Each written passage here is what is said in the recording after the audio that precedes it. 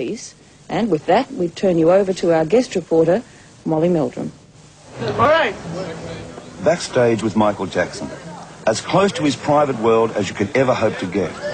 People are always asking about the man behind the myth. But in this electric moment, is there really any difference?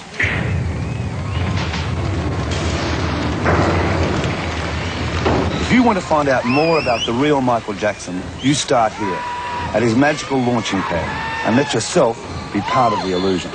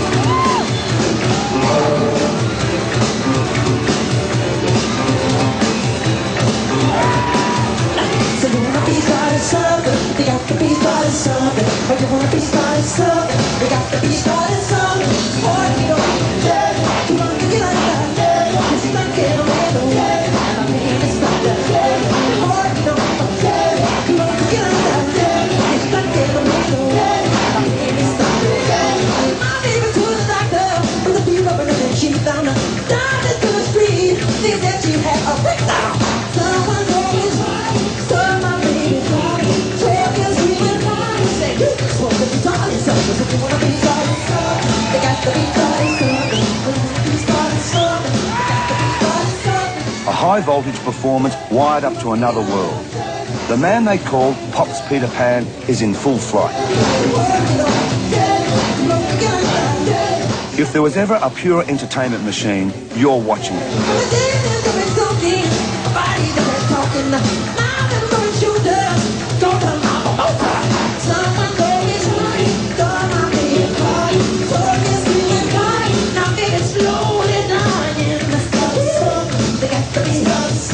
Watching him on stage and the power of his performance, I remembered the shy kid I interviewed in New York for Countdown in 1977. Do you regret having to keep up with your schoolwork? No, I enjoy it. I love to read and learn and all that stuff. Yeah. Yeah. Now, over in Australia, we've seen you on many of the big shows, like the big music awards and things like that. Oh, yeah. And your little sister's been on a few of them. Yeah. She's a funky little sister. Prove along. She is She's funky. amazing. Even back then, he'd already come such a long way. The son of a crane driver from industrial America, tripping the light fantastic when his friends were struggling in school plays, the boy who was born to sing knew nothing but the stage. At the time I talked to him, he was getting ready to rock with you.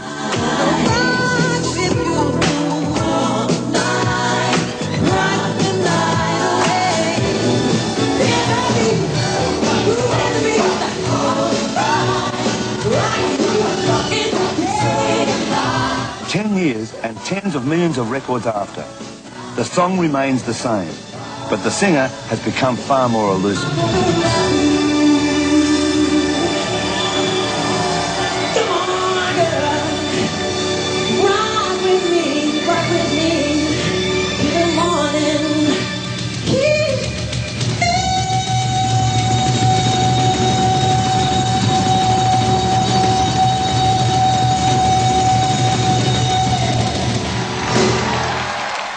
Waiting in a Tokyo hotel room, I still can't quite believe that of all the world's press, Michael's agreed to talk to me again.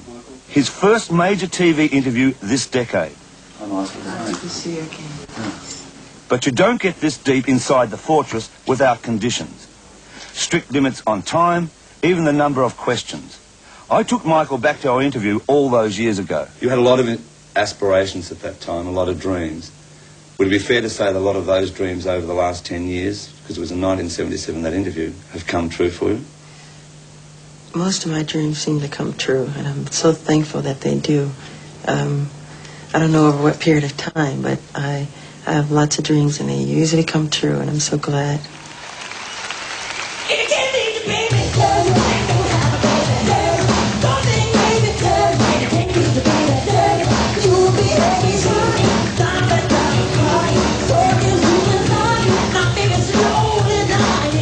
$60,000 fans on a warm September night watch Michael set music alight. Tonight it's Tokyo. An inkling of things to come when his Magical Mystery World Tour hits Australia in November.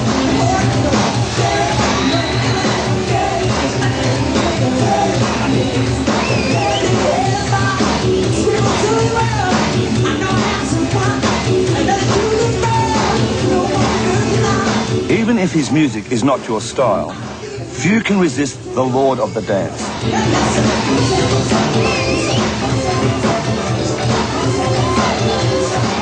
I dance a lot anyway. I've always loved to dance. When I was just real little, I used to watch Sammy Davis, Fred Astaire, and James Brown, and just dancing about the house. So I don't remember not dancing.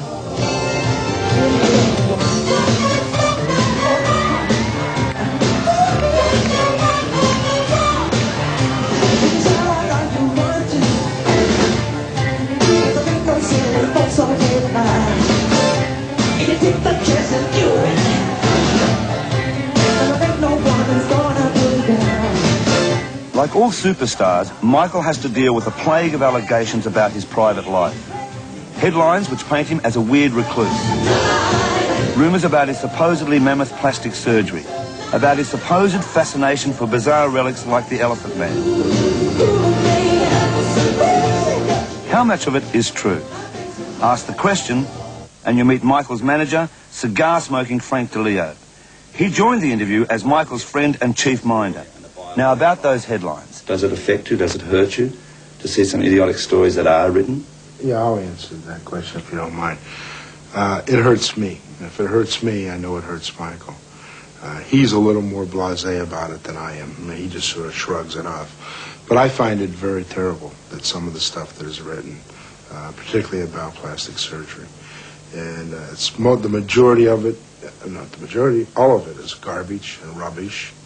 And, you know, that's the best thing that's the only thing they can figure out to do with their life, then, you know, they're pretty sick people.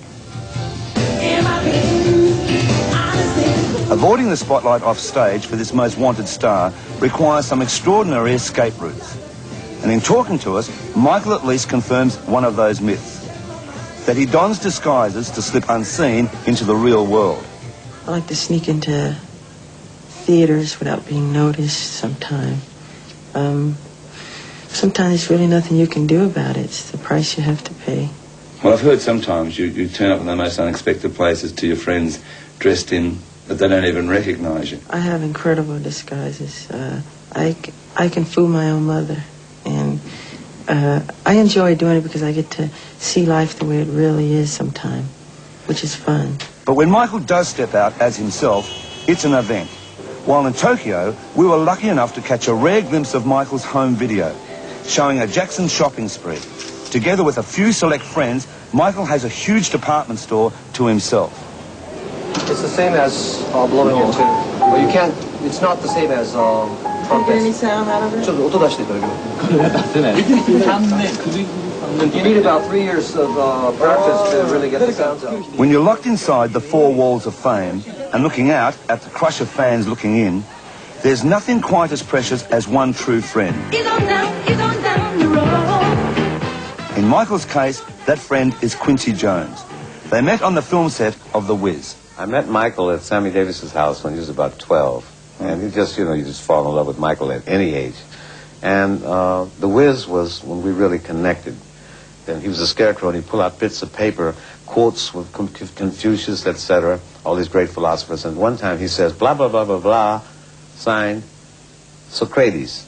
And he kept saying Socrates, Socrates, Socrates, and nobody would correct him. And after a while, I took him over to the side. I said, Michael, forgive me, but it's Socrates, And at that moment, our eyes met, and something happened that's never changed since then.